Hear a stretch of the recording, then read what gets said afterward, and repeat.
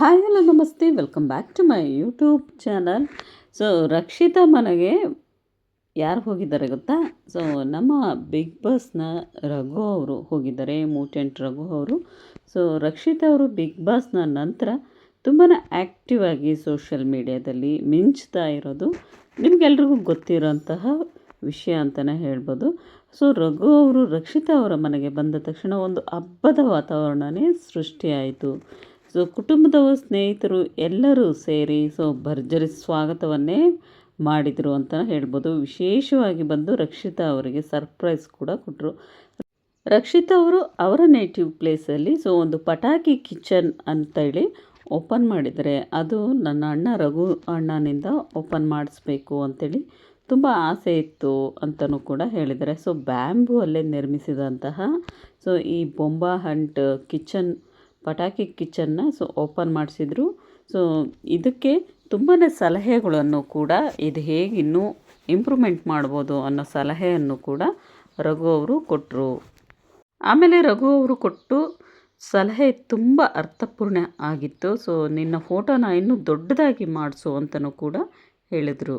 ಇದಕ್ಕೆ ಅರ್ಥ ಏನಂತ ಹೇಳಿದ್ರೆ, ರಕ್ಷಿತಾ ಈಗ ಜನಪ್ರಿಯ ವ್ಯಕ್ತಿ ಆಗಿದ್ದರಿಂದ ತನ್ನದೇ ಒಂದು ಐಡೆಂಟಿಟಿಯನ್ನು ನಿರ್ಮಿಸಿಕೊಳ್ಬೇಕು. ಮನೆಯಲ್ಲಿ ದೊಡ್ಡ ಫೋಟೋ ಇಟ್ಟರೆ ತನ್ನ ಸಾಧನೆಗೆ ಒಂದು ನೆನಪು, ಮನೆಗೆ ಬಂದವರಿಗೆ ಪ್ರೇರಣೆ, ಮುಂದಿನ ದಿನಗಳಲ್ಲಿ ಇನ್ನೂ ದೊಡ್ಡ ಮಟ್ಟಕ್ಕೆ ಹೋಗಬೇಕು ಅನ್ನೋ ಒಂದು ಮೋಟಿವೇಶನ್. ಈ ಒಂದು ಸಲಹೆಯನ್ನು ರಘು ಅವರು ಕೊಟ್ಟರು. ಹಾಗೆಯೇ ರಕ್ಷಿತಾ ಅವರು ತಮ್ಮ ನೇಟಿವ್ ಪ್ಲೇಸ್ನಲ್ಲಿ ರಘು ಮತ್ತು ರಘು ಅವರ ಮಗನನ್ನು ಕರೆದುಕೊಂಡು ಹೋಗಿ ದೋಣಿಯಲ್ಲಿ ಏಡಿಯನ್ನು ಕೂಡ ಕ್ರ್ಯಾಬನ್ನು ತಗೊಂಡು ಬಂದು ಅವರೇ ಕೂಡ ರೆಸಿಪಿಯನ್ನು ಕೂಡ ಮಾಡಿದರು. ತುಂಬಾ ಇಂಟ್ರೆಸ್ಟಿಂಗ್ ಆಗಿರೋಂತಹ ಲಾಗ್ನ ರಕ್ಷಿತಾ ಅವರು ಮಾಡಿದರು ಅಂತ ಹೇಳ್ಬೋದು. ಇದೊಂದು ಟ್ರಿಪ್ಪು ಮಾತ್ರ ಅಲ್ಲ, ಒಂದು ಫುಲ್ ಅನುಭವದ ಜರ್ನಿ ಆಗಿತ್ತು. ಕರಾವಳಿ ಭಾಗದ ಸೌಂದರ್ಯ, ಜನರ ಲೈಫ್ ಸ್ಟೈಲ್, ಫುಡ್ ಆಲ್ ಕಾಂಬಿನ್. ಹಾಗೆ ತುಂಬ ಸ್ಪೆಷಲ್ ಆಗಿತ್ತು. ಮೊದಲು ಅವರು ಉಡುಪಿಗೆ ಬಂದು ಅಲ್ಲಿನ ಸುಂದರ ಬೀಚ್ ಮತ್ತು ದೇವಸ್ಥಾನ ಸುತ್ತಮುತ್ತ ಸುತ್ತಾಡಿದರು.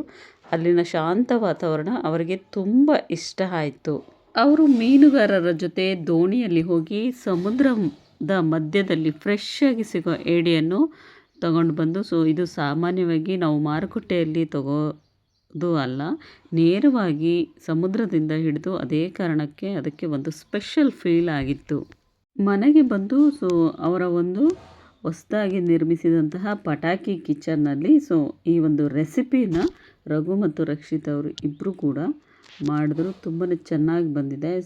ಏಡಿ ಚೆನ್ನಾಗಿ ಕ್ಲೀನ್ ಮಾಡಿ, ಮಸಾಲೆ, ಉಪ್ಪು, ಖಾರ ಮ್ಯಾರಿನೇಟ್ ಮಾಡಿ, ಈರುಳ್ಳಿ, ಬೆಳ್ಳುಳ್ಳಿ, ಟೊಮೊಟೊ ಬೇಸ್ ತಯಾರಿಸಿ, ಕೊನೆಯಲ್ಲಿ ಏಡಿ ಹಾಕಿ ಗೀ ರೋಸ್ಟ್ ಕ್ರ್ಯಾಬ್ನ ತುಂಬಾ ಅದ್ಭುತವಾಗಿ ಮಾಡಿದರು ಅಂತಲೇ ಹೇಳ್ಬೋದು. ಏನೇ ಆಗಲಿ, ಈ ಒಂದು ವಿಡಿಯೋ ತುಂಬ ಚೆನ್ನಾಗಿ ವೈರಲ್ ಆಗ್ತಾ ಇದೆ. ಯಾರೆಲ್ಲ ನೋಡಿಲ್ಲ ಅಂದರೆ ಅವರ ಒಂದು ಯೂಟ್ಯೂಬ್ ಚಾನಲ್ ಹೋಗಿ ನೋಡಿ. ಹಾಗೆಯೇ ನನ್ನ ಚಾನಲ್ನು ಕೂಡ ಸಬ್ಸ್ಕ್ರೈಬ್ ಮಾಡ್ಕೊಳ್ಳಿ. ನೆಕ್ಸ್ಟ್ ವ್ಲಾಗಲ್ಲಿ ಮತ್ತೊಂದಷ್ಟು ವೀಡಿಯೋಸೊಂದಿಗೆ ಮತ್ತೆ ಸಿಗ್ತೀನಿ ಫ್ರೆಂಡ್ಸ್. ಟೇಕ್ ಕೇರ್ ಎಲ್ರಿಗೂ.